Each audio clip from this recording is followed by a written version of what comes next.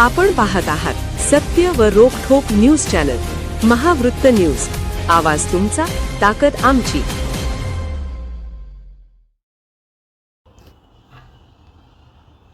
चर्मकार समाजाला अपमानास्पद वागणूक देत धार्मिक भावना दुखावणाऱ्या यात्रा समितीवर कडक कारवाई करावी। प्रदेशाध्यक्ष डॉक्टर युवराज मोरे।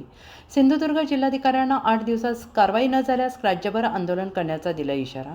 महाराष्ट्रातील सणांना अनन्यसाधारण महत्त्व आहे, तसेच कोकणातील सणांना ही महत्त्व आहे। यामध्ये होळी शिमगा हा सण कोकणातील महत्त्वाचा धार्मिक श्रद्धापूर्ण असणारा सण साजरा केला जातो आणि यावेळी ग्रामदैवत असलेल्या देवतेची मिरवणूक पालखी सोहळा संपूर्ण गावातून मोठ्या थाटात उत्साहाने सर्व जातीच्या ग्रामस्थांनी एकत्र येऊन पार पाडला जातो। पण कोळपे तालुका वैभववाडी जिल्हा सिंधुदुर्ग येथे परंपरागत ग्रामदैवत श्री गांगेश्वर सेवा मंडळाच्या काही विघ्न संतोषी सदस्यांनी परंपरागत प्रतिवर्षी चर्मकार समाजात नारकर कॉलनी येथे येणारी ग्रामदैवत श्री गांगेश्वर देवाची पालखी मिरवणूक न आणता परस्पर बाहेरून नेण्यात आली। याविषयीची कल्पना समाजातील प्रतिष्ठित व्यक्तींना देण्यात आली नसल्याचं समजत आहे। कोळपे येथील चर्मकार समाजातील अनेक समाजबांधव नोकरी व्यवसायानिमित्त देशातील राज्यातील अनेक ठिकाणी विखुरलेले आहेत। ते या महत्त्वाच्या मानल्या जाणाऱ्या शिमगा सणानिमित्त एकत्र येऊन मोठ्या प्रमाणावर महाप्रसाद वाटप कार्यक्रम आयोजित करत असतात।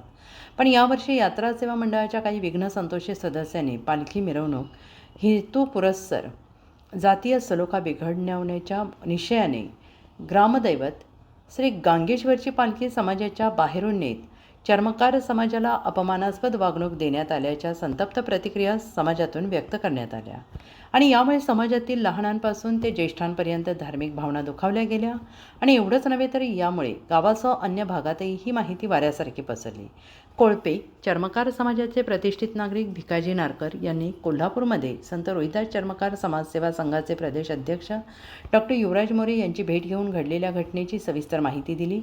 या घटनेची तात्काळ दखल घेत प्रदेश अध्यक्ष डॉक्टर युवराज मोरे यांनी सिंधुदुर्गच्या जिल्हाधिकारी श्रीमती तृप्ती धोडमिसे यांना संत रोहिदास चर्मकार समाज सेवा संघाच्या वतीनं निवेदनाद्वारे चर्मकार समाजाला अपमानास्पद वागणूक देणाऱ्या विघ्न संतोषी ग्रामदैवत यात्रा सेवा मंडळाच्या सदस्यांवर 8 दिवसात कडक कारवाई करावी, अन्यथा राज्यभर चर्मकार समाजाच्या वतीनं रस्त्यावर उतरून थेट आंदोलन करण्यात येईल असा इशारा दिला। यावेळी निवेदन देताना संत रोहिदास चर्मकार समाजसेवा संघाचे उपाध्यक्ष शरद नारकर, कोळपे चर्मकार समाजाचे प्रतिष्ठित नागरिक भिकाजी नारकर, वैशाली नारकर, प्रकाश नारकर, दीपक नारकर, रामचंद्र नारकर, संतोष नारकर, मारुती नारकर, रुपाली नारकर, प्रतिज्ञा नारकर, दीपाली नारकर, स्वाती नारकर आदी चर्मकार समाजातील महिला आणि पुरुष मोठ्या संख्येने उपस्थित होते।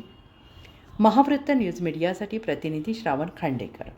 म्हणजे शिमगा हा सण कोकणात हा मोठ्या प्रमाणात साजरा केला जातो। तिथं एक वेगळंच वलय, एक वेगळ्या भावना तिथं निर्माण झालेल्या असतात आणि त्या निमित्तानं प्रत्येक कोकणातल्या प्रत्येक गावात जे ग्रामदैवताची पालखी असते ती पालखी प्रत्येक समाजाच्या ठिकाणी नेली जाते आणि असंच एक आपलं कोळपे तालुका वैभववाडी जिल्हा सिंधुदुर्ग येथील जी गांगेश्वर ग्रामदैवताची पालखी असते ती तिथे नारकर कॉलनी चर्मकार समाजाच्या ठिकाणी प्रत्येक वर्षी गेली पिढी प्रमाणे नेली जात होती। पण यावर्षी काही विघ्न संतोषी लोकांनी ती पालखी चर्मकार समाजाच्या ठिकाणी न नेता ती परस्पर बाहेर तिथे पालखीची मिरवणूक काढण्यात आली आणि तिथपर्यंत नेली नाही। तर त्या ज्या धार्मिक भावना समाजात दुखवण्यात गेलेल्या आहेत की इथून मागच्या जे कार्यक्रमात कसं असतं की त्या कार्यक्रमाला जे समाजातील जे बाहेर व्यवसायानिमित्त असेल किंवा नोकरीनिमित्त जी हे झालेले आहेत बाहेर गेलेले लोक आहेत राहायला ती किंवा पै पाहुणे सगळे त्या कार्यक्रमानिमित्त एकत्रित असतात आणि त्यांच्या त्या भावना दखवलेल्या आहेत। त्यामुळं समाजाच्या भावना दखवल्यामुळे तिथं एक गावचा सलोखा निर्माण झालेला होता। त्यात कुठेतरी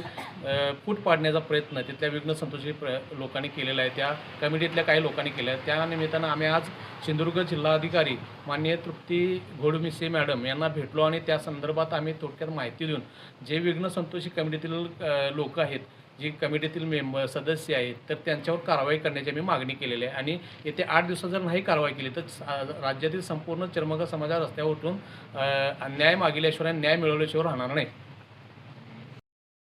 महावृत्त न्यूज चॅनलला लाईक करा, शेअर करा आणि सबस्क्राईब करा।